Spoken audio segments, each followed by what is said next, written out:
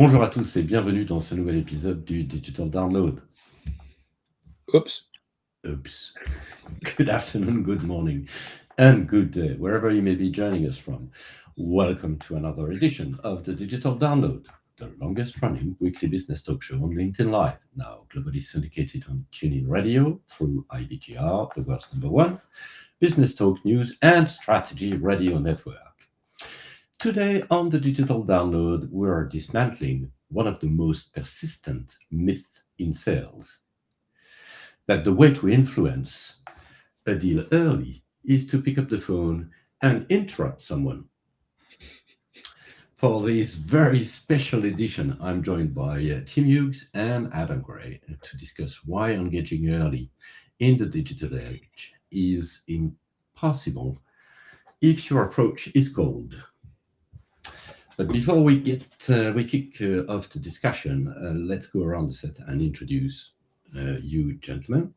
While we're doing this, why don't you in the audience reach out to a friend, ping them, and have them join us. We strive to make the Digital Download an interactive experience, and audience participation, as you all know, is very much appreciated.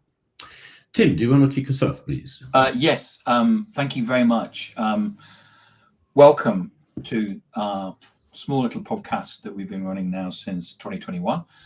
My name is Tim Hughes. I'm the CEO and co-founder of DLA Ignite, and I'm also famous for writing the book Social Selling: Techniques to Influence Buyers and Changemakers.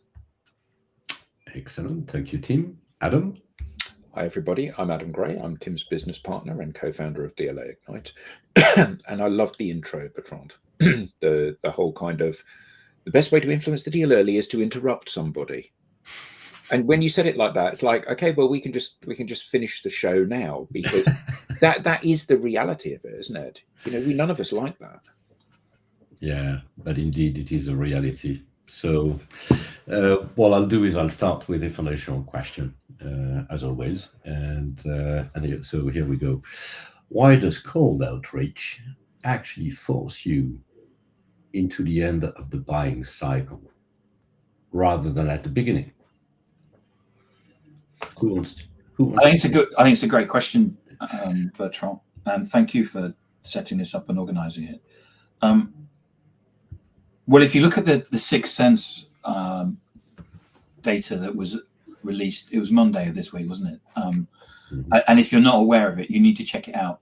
Kerry Cunningham is the person that you need to look for on LinkedIn and the Sixth Sense report. It's a great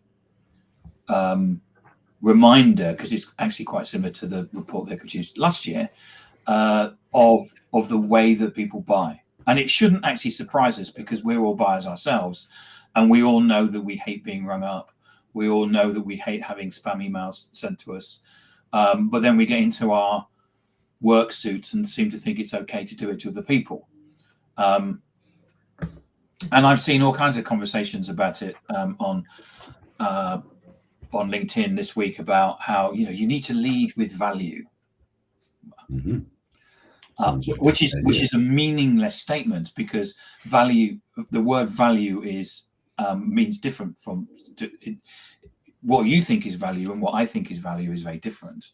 And the other thing is that what marketers think is value is actually buy my product because we're great. Which is, again, the only reason that I'm going to listen to that message is if I'm in market. So we have this situation, if you look at the Sixth Sense report, which is that we have now what they call a two-phase buying journey, which is the classic thing that we always have talked about forever, is that we have 95% of people are out of market and 5% of people are in market. It's about 5, it could be 4, it could be 6.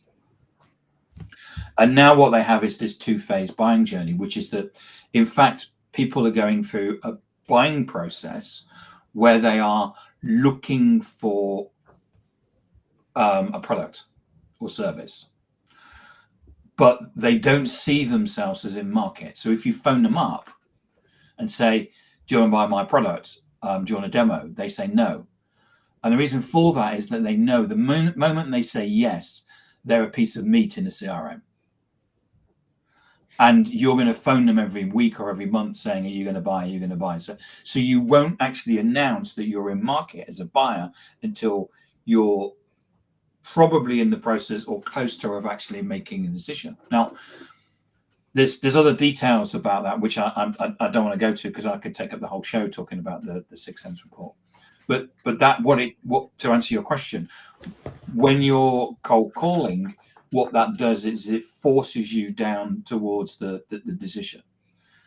Whereas the way that people buy now is that what people are doing is that they're making their decisions without salespeople.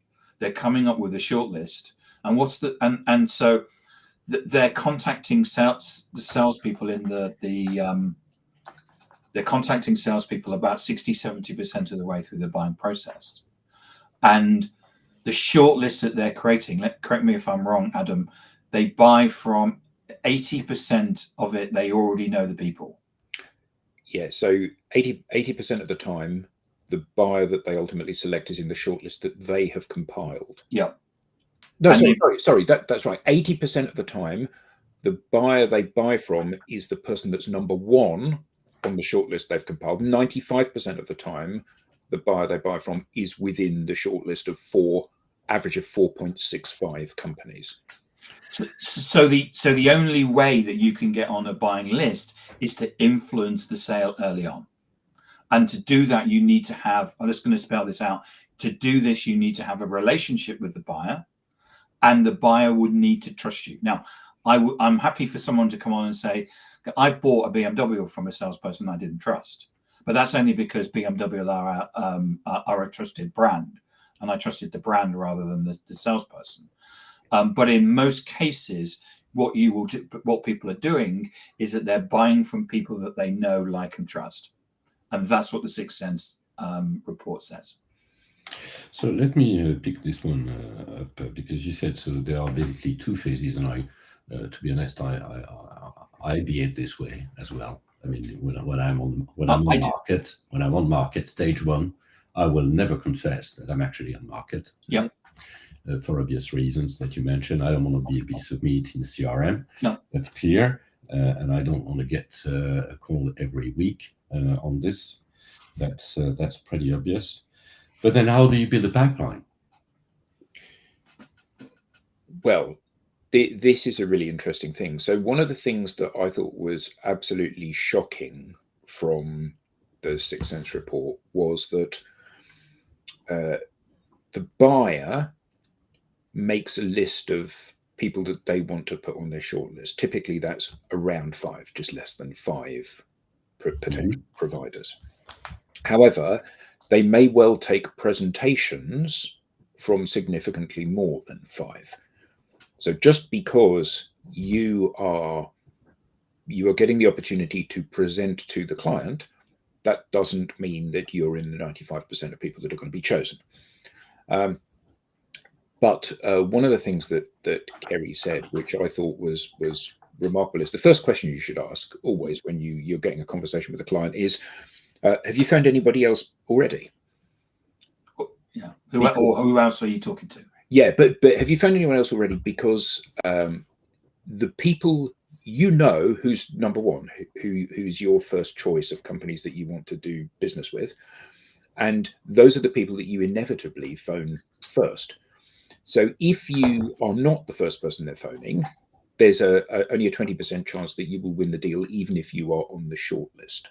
So I think that's quite telling. But what he said, which I thought was remarkable, which actually means that the entire go-to-market of most organizations is wrong, is that if you get the opportunity to present, you might be on the short list next time if they have liked you. Now, the challenge that most large organizations have is that they reshuffle their go-to-market and their territories every single year. So if you've got an 18-month buy cycle for the product that you're selling, you go to market, you say to somebody, here's your territory. The person goes out, they start to develop. Tim's already said how important relationships are. They go to develop relationships with their target market. They're getting within sight of the deal starting to happen, and they get moved to a different territory. So the next person comes in, and the next time it's Bertrand, and he has to go and then start to build relationships. So I think what this tells us is that smart go-to-market means that you put reps in a territory for a long period of time and give them the opportunity to build meaningful relationships with people over an extended period of time.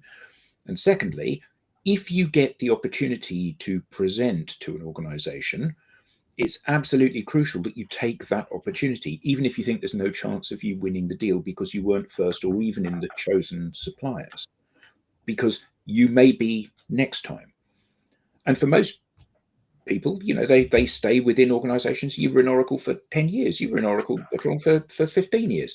So at the end of the day, there is the opportunity for you to set up the future for you, your territory, and your organization. But it requires long-term thinking. You said, Tim, about how you need to build meaningful relationships. That doesn't happen overnight. Yeah, you can luck out and you can be in the right place at the right time. Of course you can. And the more stuff you do, particularly on social, you connect to a diverse range of people in a diverse series of accounts within your territory. And the harder I practice, the luckier I get. The more people you connect to, the more people you have the chance of being in the right place with. Unlike cold outreach, you also get the opportunity to fold them into your content so that you can build relationships over time with those people. So if they're not in market now, they might be in market in 3 months, 6 months, 9 months, at some point in the foreseeable future, and you've already got a relationship with them, which is developing. But I think most importantly, it gives you the opportunity to start to plan a future. But this whole idea of cold outreach, you said it yourself at the beginning, Bertrand. How's interrupting people attractive? You didn't phrase it quite like that, but that's the gist of it. Because we all know, I got cold called just the other day by somebody from Vodafone, from a Vodafone reseller, saying we can offer you the best business tariff. And not only did I feel interrupted, they were really aggressive. I felt really awkward with the conversation. I was trying to get the phone down, okay, thank you. But so that because it was just a horrible experience. If you're trying to build a relationship, that is no way to start the relationship, is it? Well, back in the 80s, I'm always very cautious with the people I have on the phone, because back in the 80s, I was doing that myself as a student to get a bit of cash. So I know what it feels to be on the phone. Well, when I started my sales career in the 80s, I was cold calling, but the market was different. Because actually people took your call because they were interested in there wasn't an infinite amount of information. If I want to find out, I was at my first sales job was selling payroll and HR, as it's called, systems now. So now if you wanted to go and find out what's the latest thing in payroll and HR, you just go onto the internet and find it. Yeah, in those days there was no way. Well, there was no way. So I would ring people up and say, did you know we can now do this? Oh wow, I didn't know you can do that. Explain to me how it works. You could have long conversations with people because they were generally interested. But I mean, I saw something recently where someone was being really pleased because they'd spammed out a load of stuff and had so much reaction because of an event. And I pointed out, the only people when people go to events generally are people that are in markets.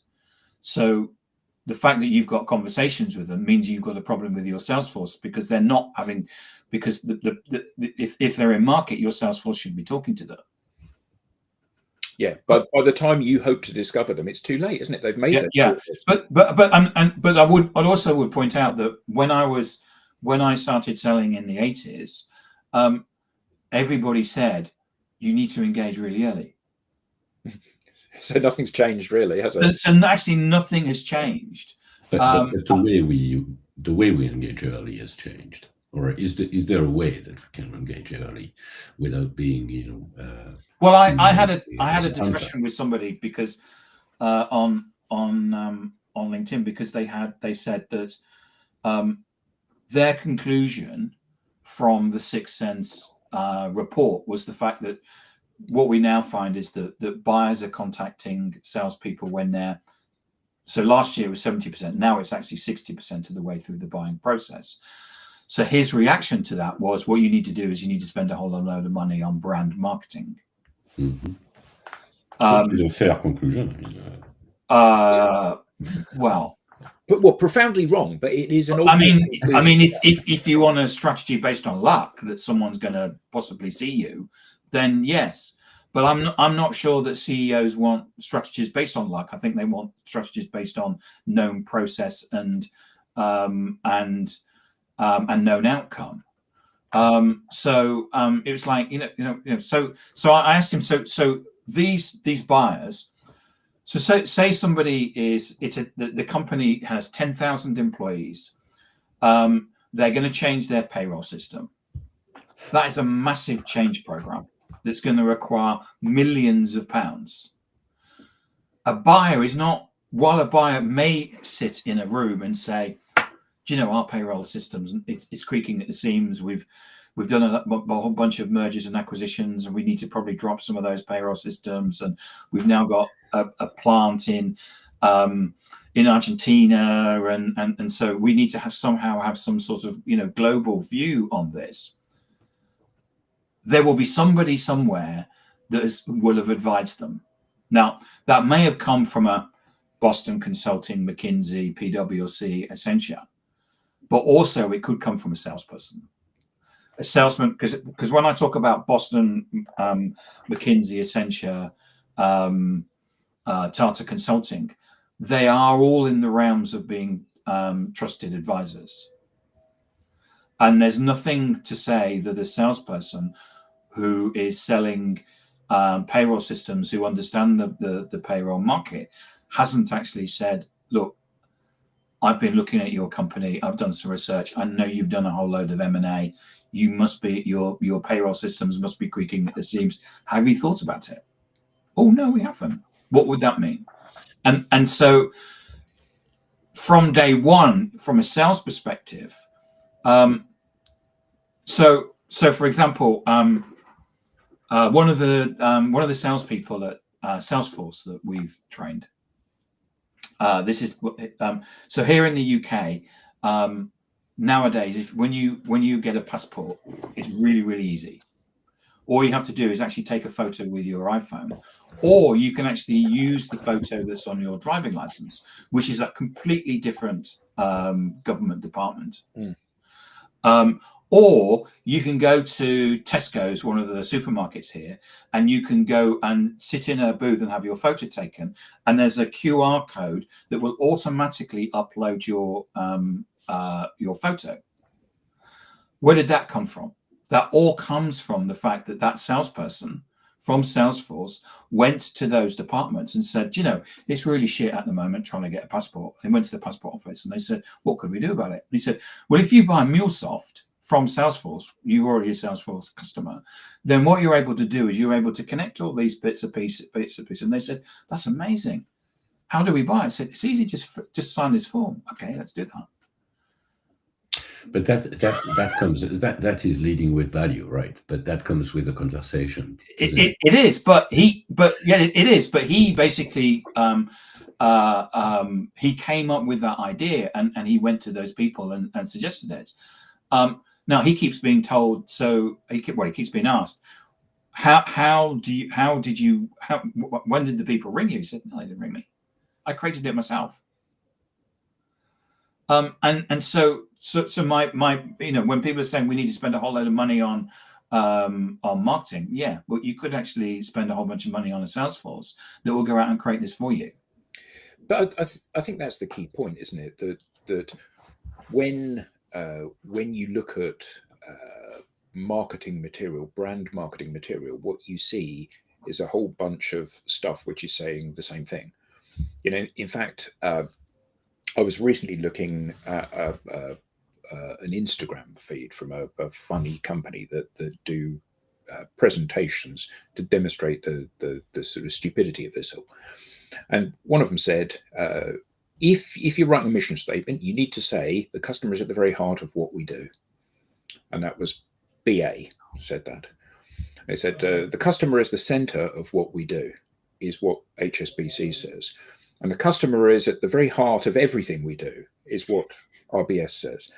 And O2 Business says the customer is the heart of everything we do. And it's like all of these people are saying exactly the same things, using exactly the same words, because they sound nice. And it's like this commoditized thing that everybody goes, oh, I want to be at the center of this.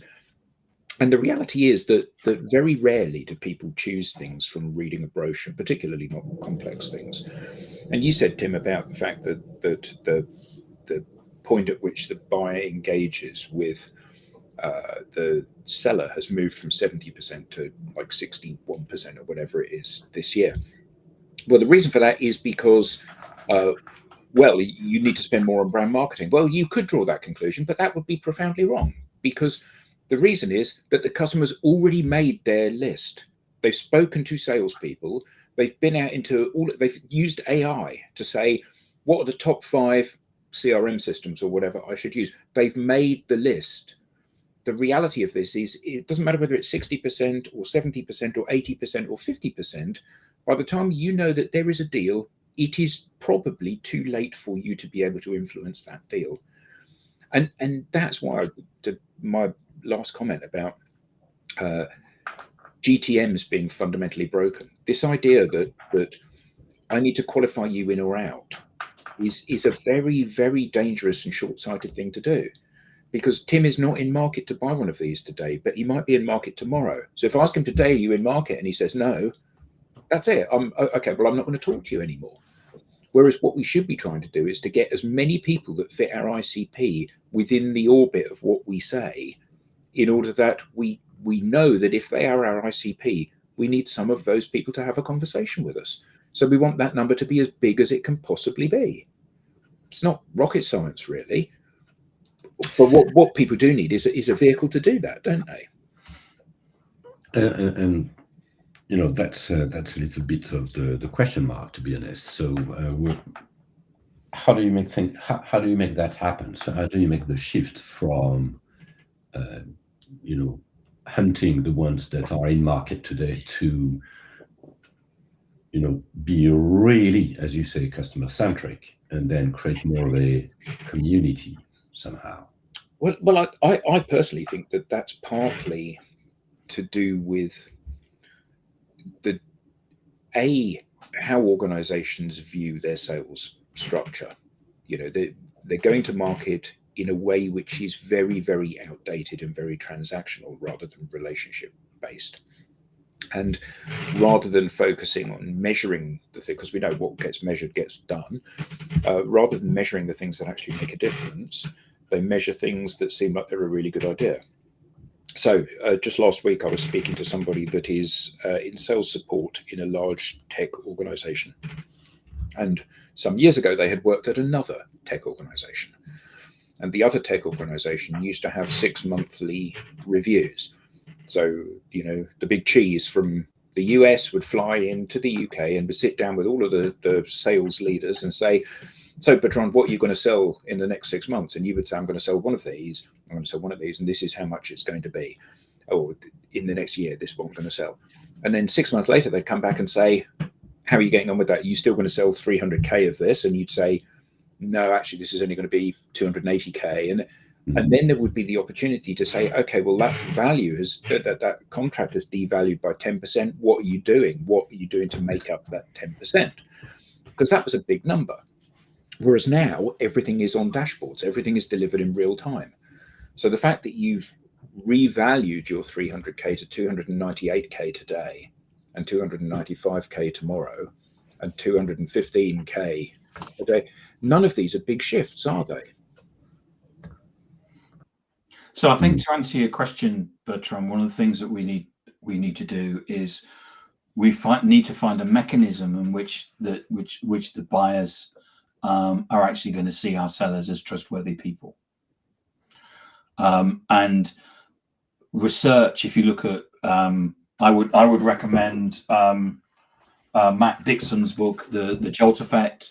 There's also research from the Institute of Sales Professionals around personal brand. And while personal brand quite often seen as a fluffy thing, because quite often people have said what we need to do is have flowers on our profile or something like that. But to use that to use that term, what we need to do is, first and foremost, is that we as sellers, we need to look interesting and trustworthy to our buyers when we're on social media, which is where they are. So that's not having a banner of who the company is and a list of the products and services and that, because you look a threat. And you know, the moment you contact a person like that, you become a piece of meat in a CRM. And what we're trying to do, is we've already agreed, is that we're not trying to be pieces of meat in CRMs. So we need to make things as easy as we can for the buyer.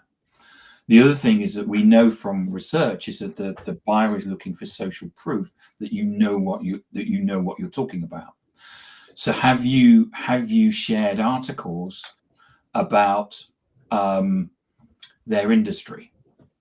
Have you shared an article about what it takes to run an Argentinian or payroll or a global payroll? Do you understand the transformation that takes? When I don't mean sharing Adam's article. I'm talking about you sharing your articles. If I take Adam's article and share it, it's meaningless because it's Adam's article. It's nothing to do with me. And in fact, if there's a lot of people on LinkedIn that share other people's articles and they just look like idiots because they clearly don't know anything. And that's the only conclusion that you can jump to. Here I am, and I'm putting myself out there, and I don't know anything because I've shared lots of other people's articles. So this is about having that social proof that you are trustworthy, that you understand the market, you understand them as an organization, and thirdly, the fact that you are a human being. And this is about sharing things about yourself. And here I am standing out in the rain watching my kids play soccer or football, or here I am, this is a picture of me windsurfing or whatever. Because what we do is that we know that whenever people talk about those things, if you sit in a room with people and you say, do you know, this weekend I'm going windsurfing, everyone will move forward. You'll see the movement, and that movement is because people are interested. Oh yeah, so where'd you go? Oh, we go to West Wittering, and is the wind. So when you say that you're going to do a proposal for your new HCM system that you're selling into a large supplier this weekend, do people not lean forward and have a conversation with you about that? No, because nobody's interested.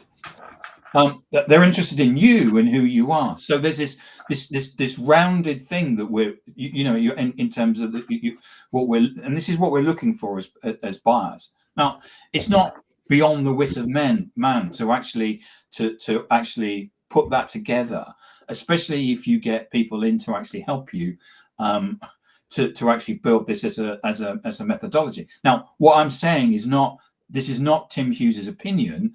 This is all backed up by data. So if you're a data-driven company, you will be doing this. And this is so this will enable you. So when we know that the buyers are basically thinking about going in market, they will come on social media and they will be looking for people that can help them. And I know this because we have clients that are doing multi-million-dollar deals through this. We're thinking of buying a new accounting system. You look like you know what you're talking about. Can you come and help us? So that's one of you asked the question. So that's one of the things. That's one of the things that people can be doing right now. So so you got me, and I buy into this. That's fine. Now, as a sales director or as a VP of sales, how can I, clearly my KPIs are not focused on measuring early engagement the way you are thinking about it. So what should be my KPIs? I mean, in terms of we get asked this a lot, and of course, what you do is you do this, you do all your other things, and you do this as well. So as part of any change that's coming, you need to have senior leadership in terms of supporting this and saying this is right. But what you'll find over time is is that you'll get people going, I'm making a load of calls and I'm not getting anywhere. Whereas if I'm actually doing this, I'm getting somewhere. So PJ, for example, in Singapore, used to be making loads of cold calls, and he came to us because he wasn't getting anywhere. Now, because of what he's been doing in terms of his social profile, he's got so many meetings he doesn't know what to do, and he wouldn't go back to making cold calls. So what you have to do is it's not about cutting it and then stopping. Basically, what you will do is that there will be a natural point. There always is, where people are going, why are we still making cold calls? Because it doesn't get us anything. But I think that's part of this. It's about getting the organization and the leadership to focus on things that drive the outcomes that they want, rather than activities that play to old ways of doing things. So, the number of dials that you make is irrelevant. The number of people you speak to, where there is a next action, so you've had a conversation and they listen, that's relevant. So if the two of those things are tied together, that's great. But these days they're not, because even if you make a dial, most people don't answer the phone. And if you do get through to somebody, they don't want to listen to you because they're not expecting your call. They haven't prepped for the call. They're not in market. They've more important things to do, or whatever the variables are. This is nothing about being anti-telephone, but it's absolutely about being anti-call and cold, because the issue is the same, whether it's email or whether it's knocking on somebody's door or whether it's phoning somebody. People want to have context for the conversation that they're about to have, particularly in a world full of scammers. If you get on the phone to somebody, you're a scammer. If you email somebody, you're a scammer until proven otherwise. And I think that's the key thing, isn't it? That we need to be, as we know, because we work with people for whom this has happened, where they're able to say, okay, I've got a methodology, I've got into the swing of doing things, and now I do one of these every single day, and I get one call every single day. So for a salesperson that is prospecting their own territory, and they're able to get one ICP enterprise level meeting every single day, that's an order of magnitude different from what you have previously got through the other means. But I think, unfortunately, people, and I often tell this joke, it's like, doctor, my wife thinks she's a chicken. Well, we need to put her in a home. Well, we would do, but we need the eggs, and it's like, we're doing all of this stuff. It's not leading anywhere, but, well, we need to do it because it's the basics. And in fact, you knew somebody that was in marketing at a large enterprise, didn't you, Tim? Where they said exactly that. You said, does emailing work? And they said, no. And you said, so why'd you do it? And they said, well, you've got to do the basics. But it's like knocking on doors and then punching the person that opens the door in the face and wondering why you don't sell anything. It's because it's not the way to begin a dialogue, is it? Mm. I mean, the data shows now that cold calling is an act of self-harm, because if you're cold calling, because you can get better, more and better results from other mechanisms. If you're cold calling, your company is falling behind. Period. Yeah. Still doing analog activities in 2025. I mean, it's like, really? I mean, it's prehistoric.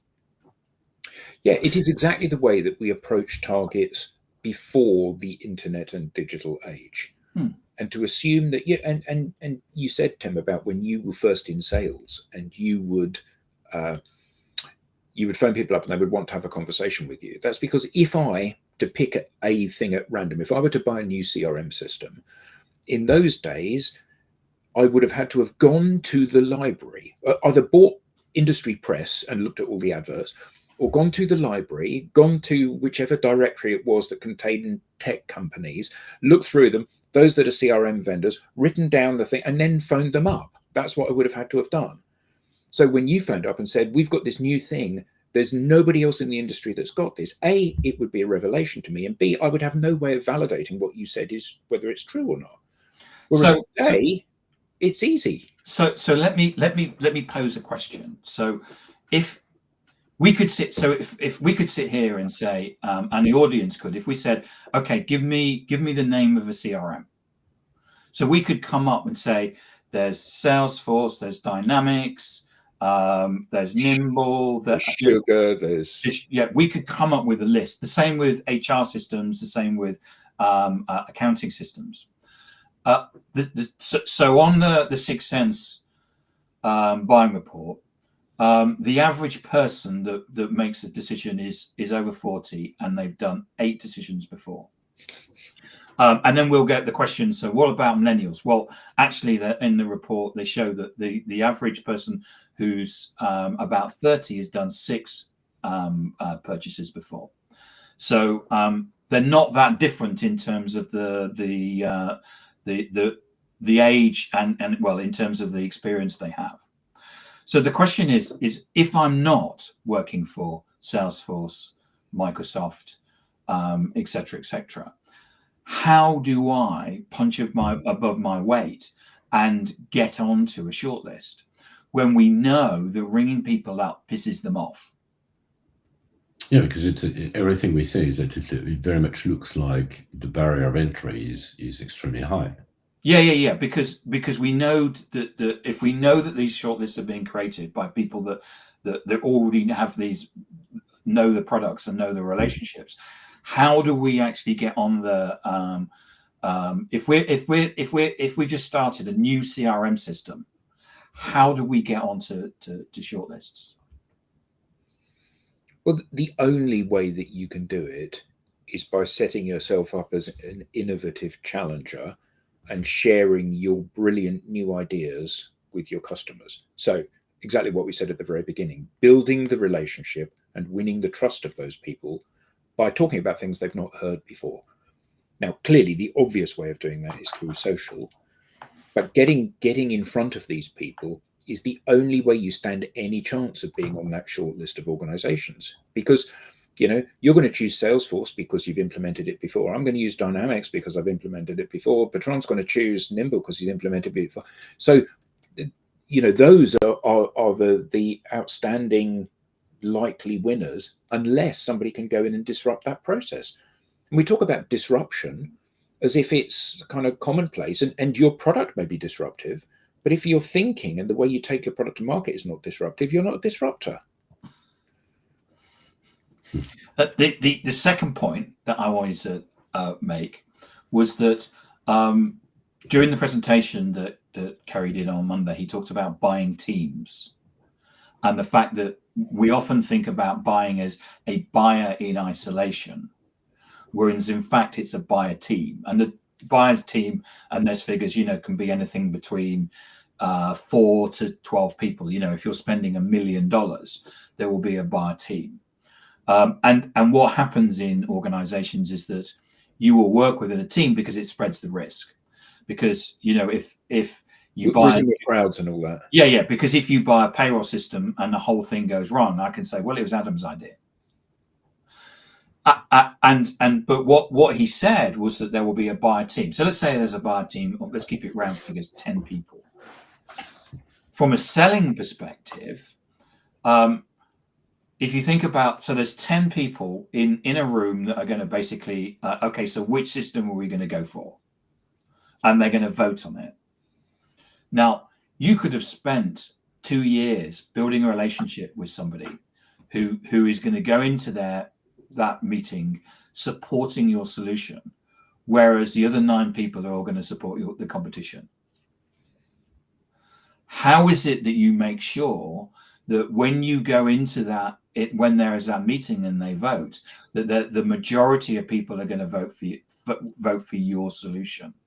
And even if they can't, even if there are 10 people and there are 10 solutions, and everybody's first vote is their own pet company, and everybody's second vote is you've won, because it's a deadlock, and it's about consensus. Is not about everybody agreeing. Consensus is about everybody agreeing not to block something. So that means when we're in that situation, a one-to-one relationship, which is what a cold call gives us, is basically not fit for purpose. because what we need is that we actually need to have a one-to-many in that organization.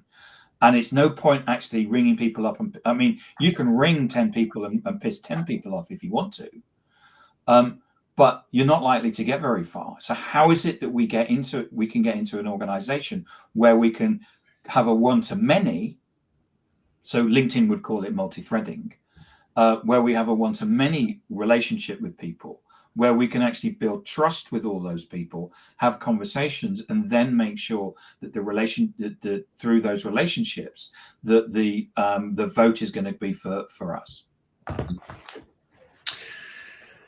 That sounds really It's a question. really good. Sorry? It was a question. Really? Well, I mean, the answer is obvious, isn't it? That you connect to these people on social, and you publish content that demonstrates you're the person you should be listening to. So you demonstrate through your content that you know what you're talking about, you understand what their challenges are, and you demonstrate that you're a nice person that is a human being as well. And every time somebody says, yeah, but LinkedIn is not for business, it's a business, it's not for pleasure, not for social stuff. Utter nonsense, because every salesperson in the world, given the choice between pitching in a boardroom or taking someone to a sporting event, would take them to the sporting event, because it's all about relationship, and they know that. So if you treat your content in the same way, some of it's about them, some of it's about what you do, some of it's about you, then you're covering all of those bases. And the beauty of this is that it's non-invasive. If I send you an email every single day, pretty quickly you block me. If I post something every day, you don't block me. Some of it you read, some of it you don't. On a day when you haven't got time to read my content, you won't read it. On a day when you have, maybe you will.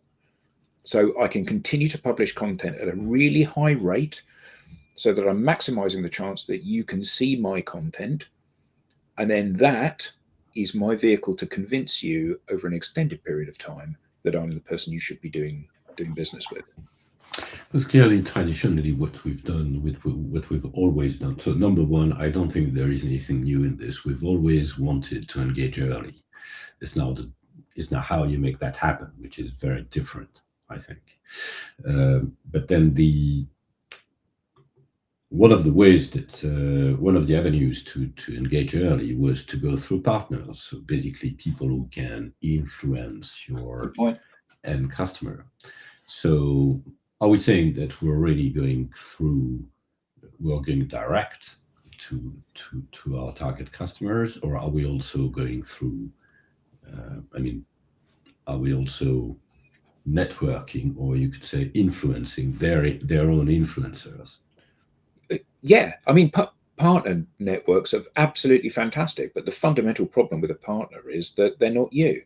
So you have no control over the deal. Mm-hmm. And if you are dealing with a partner, so Tim mentioned PwC and McKinsey earlier, they have relationships with every tech vendor. So if you're selling tech, it's like they're going to go to the company, and they're going to, maybe it will be the most appropriate product that they will recommend. Maybe it will be prudent for them to do it because they haven't sold enough of vendor B's product at the moment. Or maybe the people that they're selling to have a particular interest in a particular product. So you don't have any control or sight of that. Whereas if you're doing it yourself, you do. So yeah, let the partners keep doing their work, but it shouldn't stop you from developing these things yourself, should it, to go direct? Yeah, it was already the case, by the way. So yeah. Can I raise something? Another question. Raise something in the next. We've got 5 minutes left, which is the something I read from Scott Brinker, who, if you don't know, he is he works for HubSpot, doesn't he? But he produces a newsletter called the Chief Martech, and he's the person that's always come up with the Martech 1000 and then 2000 and then 20,000 or whatever it is. And he produced an interesting blog off the basis. He's got a report coming out in the next few weeks. There's a webinar as well for it. It's coming out on December the 2nd. The Martech for 2026 is coming out. And what he's talking about is AI agents. Now, classically, what we think of as AI agents as we'll get a bot and it will phone people and say, will you buy something? Which clearly is very efficient for salespeople, but an annoyance for buyers. And a lot of what he says in the document is actually a lot of the AI agents that are being built are replicating the processes that we've had since the 1980s and 1990s for marketing. And I always find it amazing that what we're not doing is actually seeing AI as an opportunity to redefine the way that we do things. A bit like the way that we found we could use spreadsheets for finance rather than an abacus. But what he is also doing is talking about is people probably aware that you can now go to OpenAI and buy stuff.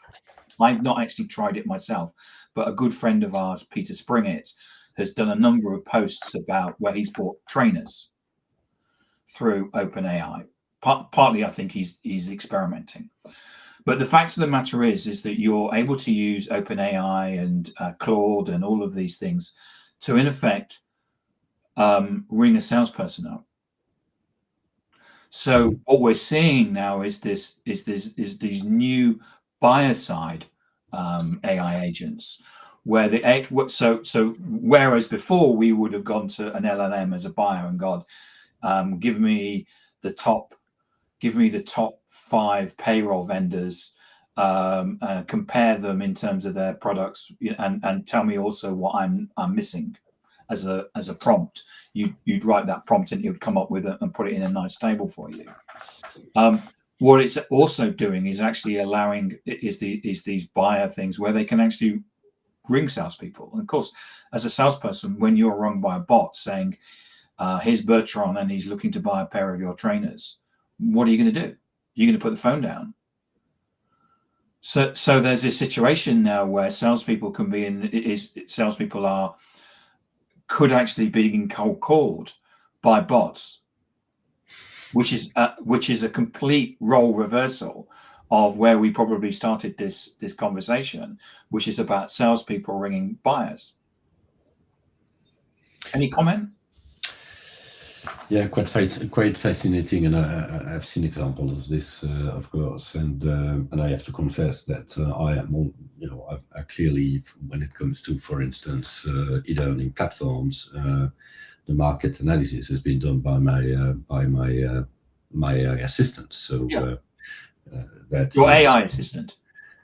Yes. Yeah. So that is clearly, I think, just an absolute no-brainer. That's the way things happen right now.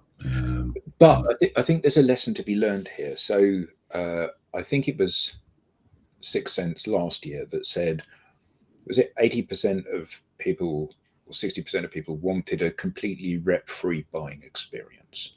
It's a CB Gartner one. CB, sorry. So people want a rep-free buying experience. What was really interesting is that the people that had a rep-free buying experience, when asked whether or not they would do that again, they all said no. All of them said they would. It was a mistake to have a rep-free buying experience. And I think that this is the issue. Like we've seen this, Scott Brinker doing his Martech 500, Martech 5,000, Martech 25,000 thing that's grown over time. There's a sprint towards efficiency at the cost of effectiveness. And I think we're going to see a similar thing with AI. AI has its place. Of course it does. It's an incredible labor-saving device that can help do things such as basic research and analysis and comparison really well, far more accurately and faster than we can do it. However, there are big gaps in what it can actually do. And I think that in this lust to remove people and speed the process, we're throwing away the very thing that is the thing that finds instances, and I think that's very dangerous. And the reality is that if I take back that example on my learning platform, what I did at the back end of this is obviously place a few calls to people who do have a learning platform. So the whole idea of so I don't know which part in the buying cycles was taken care of by by my assistant, but it's probably basic research. And then when it comes to validation, I would say that then I have back channeled. Yeah, I would say that. I mean, Scott in that article basically talks about there being a step until ultimately what we have is buyer and seller agents talking to each other. I think in commodities that situations that may be the case. Yeah. I think if you went to a board of a big company and said, I'm going to spend $10 million on a payroll, and they say, so what can you get the salesperson to come and talk to us? You say, well, no, because I've done it all through AI. I think you'll be laughed out of the board meeting. Yeah, absolutely. And I guess the question is how do salespeople, because part of the challenge for salespeople and indeed entire sales functions within organizations is that if that is the inevitable singularity of going down this road, then all of these people are doing themselves out of a role. And in some cases, that's not a bad thing, because these are people that annoy you and keep repeatedly phoning you up and emailing you when you don't want to be. But for some people, they really do add value, and they do guide you and shepherd you through the buying process. And if we're not very careful, we're going to lose that. And I think as one of the interesting things that Kerry said in the webinar was, if you are a buyer of a product, you might have done this before. And the research shows that if you're relatively young, you might have done it 6 times. If you're experienced, you might have done it 8 times. If you are a seller of this, you do it all the time. So you know exactly what the pitfalls are. And actually, when you throw that away, then you are expecting the buyer to know every bit as much about the process as the vendor, which is a ludicrous assumption to make, isn't it? It's like me saying, I don't feel very well. I think my diagnosis of myself is this. Well, that's why you need a doctor, to actually be able to diagnose what the real problem is. Yeah.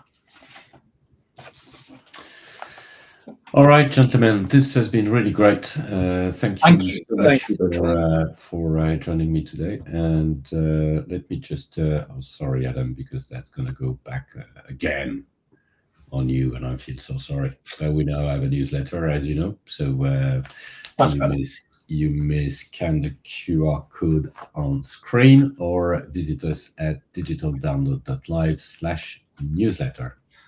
Next week, Adam, what you need to do is you need to get the QR code and cut it out and stick it on your forehead. That's and then when Bertrand does this bit, stick it just like say, scan Adam's forehead. Yeah. I will do that next week. Okay. Thank you very much, gentlemen.